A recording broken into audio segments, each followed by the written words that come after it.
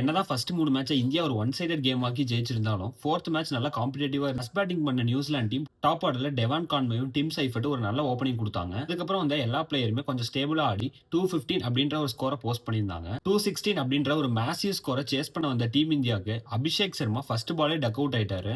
இஷான் கிஷன் இந்த match injury அப்படின்னு சொல்லிட்டு இந்த மேட்ச் அவர் ஆடல. அதுக்கப்புறம் வந்து சூரியகுமார் யாதவாலையும் பெருசா அடிக்க முடியல. இந்த மேட்ச்லயே ஒரு டாக்கிங் பாயிண்டா இருக்கிறது யாருன்னு பார்த்தா சஞ்சு சாம்சங் தான். இந்த வேர்ல்ட் கப் ஃபுல்லா நீ தான் ஓப்பனிங் பண்ண போற அப்படின்னு ஒரு ஸ்லாட்ட ஓப்பனா குடுத்தாலும், அவரால கன்சிஸ்டன்ட்டா பெர்ஃபார்மன்ஸ் பண்ண முடியல. அவரு அந்த 3 100 அடிச்சத தவிர, ஓப்பனிங் ஸ்லாட்ல பெருசா இதுவரையிலும் எந்த பெர்ஃபார்மன்ஸும் பண்ணல. இதுக்கு முன்னாடி சுபம் கில், சஞ்சு சாம்சங்னு வச்சு கம்பேர் பண்ணிட்டு இருந்தோம். அப்ப சுபம் கில்ல விட சஞ்சு சாம்சங் கொஞ்சம் பெட்டரா தெரிஞ்சாரு. பட் இஷான் கிஷன் இப்ப கரண்டா இருக்க ஃபார்முக்கும், அவர் ஆடிட்டு இருக்க விதத்துக்கும் அவருக்கு கம்பேரிசனே கிடையாது. மேபி இன்னும் ஒரு லாஸ்ட் ஆப்பர்ச்சுனிட்டி தான் சஞ்சு சாம்சங் கிடைக்கும் இந்த வேர்ல்ட் கப்புக்கு முன்னாடி அப்படின்னு நான் நினைக்கிறேன். அதையாவது அவர் யூஸ் பண்ணி ஃபைனலா சிக்ஸர் துபே அப்படின்னு சொல்லப்படுற சுபம் துபே ஒரு பிளாஸ்டான இன்னிங்ஸ் ஆடியிருக்காரு. 15 பால் 50 அடிச்சிருக்காரு. அன்பார்ச்சுனேட்டா நேத்து வந்து நான் ஸ்ட்ரைக்கர் எண்ட்ல ரன் அவுட் ஆயிட்டாரு. நியூசிலாந்து சைட்லன்னு பார்த்தா நேத்து பவுலிங் போட்ட எல்லாருமே ஓரளவுக்கு நல்லா பவுலிங் போட்டு இந்தியாவை 65 ரன்ஸ்க்கு ஆல் அவுட் பண்ணிட்டாங்க. இந்த மேட்சை 50 ரன்ல ஜெயிச்சிருக்காங்க. நீங்க சொல்லுங்க, சஞ்சு சாம்சன் டீம்ல இருக்கணுமா, அவர் இஷான் கிஷனை வச்சு ரீப்ளேஸ் பண்ணிடலாமா அப்படின்ட்டு. இந்த மாதிரி கிரிக்கெட்டிங் இன்ஃபர்மேஷன்லாம் தெரிஞ்சுக்க சப்ஸ்கிரைப் பண்ணிக்கோங்க.